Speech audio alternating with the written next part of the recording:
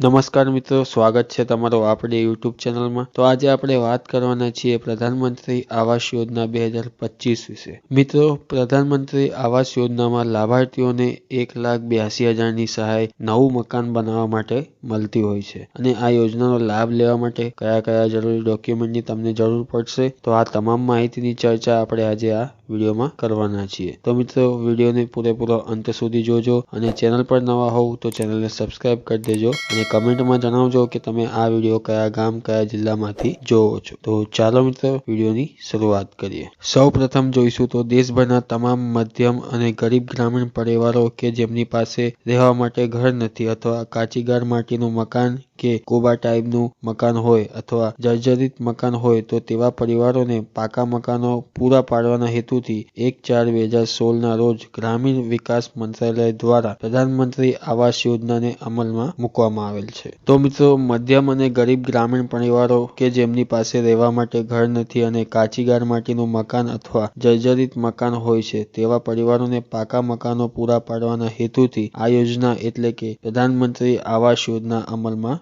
મૂકવામાં આવી છે। ત્યાર પછી તાજેતરમાં કેન્દ્ર સરકાર દ્વારા આગામી 5 વર્ષમાં 2 કરોડ ગ્રામીણ ગરીબ પરિવારોને મકાન પૂરા પાડવાના હેતુથી પ્રધાનમંત્રી આવાસ યોજના 2.0ની શરૂઆત કરવામાં આવેલ છે। આ યોજનાનો લાભ મેળવવા માટે સીધો જ લાભાર્થી વ્યક્તિ પાસેથી ડેટા મંગાવી સર્વે શરૂ કરવામાં આવેલ છે। તો મિત્રો, કેન્દ્ર સરકાર દ્વારા આગામી 5 વર્ષમાં 2 કરોડ ગ્રામીણ ગરીબ પરિવારોને મકાન પૂરા પાડવાના હેતુથી પ્રધાનમંત્રી આવાસ યોજના 2.0ની શરૂઆત કરી છે। આ યોજનાનો લાભ લાભાર્થીને સીધો મળે તેના માટે લાભાર્થી પાસેથી જરૂરી ડોક્યુમેન્ટ મંગાવી સર્વે શરૂ કરેલ છે। ત્યારબાદ જોઈશું તો યોજનાના નિયમો અને શરતો। પરિવાર પાસે પાકું મકાન હોવું જોઈએ નહીં। આર્થિક રીતે નબળા અને બીપીએલ ગરીબ પરિવારો આ યોજનાનો લાભ મેળવી શકે છે। અરજદારના કુટુંબની વાર્ષિક આવક 6 લાખ કરતાં ઓછી હોવી જોઈએ। તો મિત્રો, પ્રધાનમંત્રી આવાસ યોજનાનો લાભ એવા લાભાર્થી મિત્રોને મળે છે જેમની પાસે પાકું મકાન હોય ના અને તે આર્થિક રીતે નબળા અથવા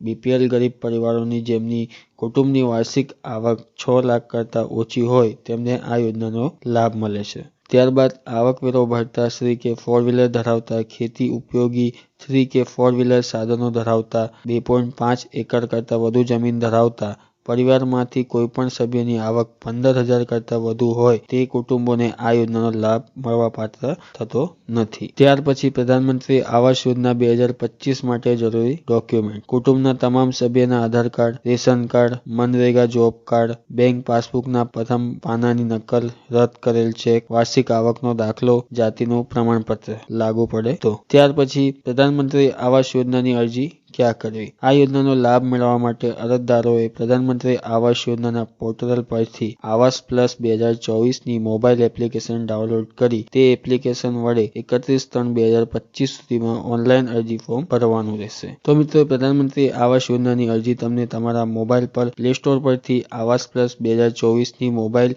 એપ્લિકેશન ડાઉનલોડ કરી એ એપ્લિકેશન વડે તમે આ યોજનાનું ફોર્મ 31/3/2025 સુધી ઓનલાઈન અરજી કરી શકો છો કાં તો ભરી શકો છો। તો મિત્રો, આ હતી પ્રધાનમંત્રી આવાસ યોજના 2025ની સંપૂર્ણ માહિતી। આ માહિતી તમને ગમી હોય તો વિડીયોને લાઇક કરી તમારા મિત્રો સુધી શેર કરી નાખજો અને ચેનલને સબસ્ક્રાઇબ કરી નાખજો।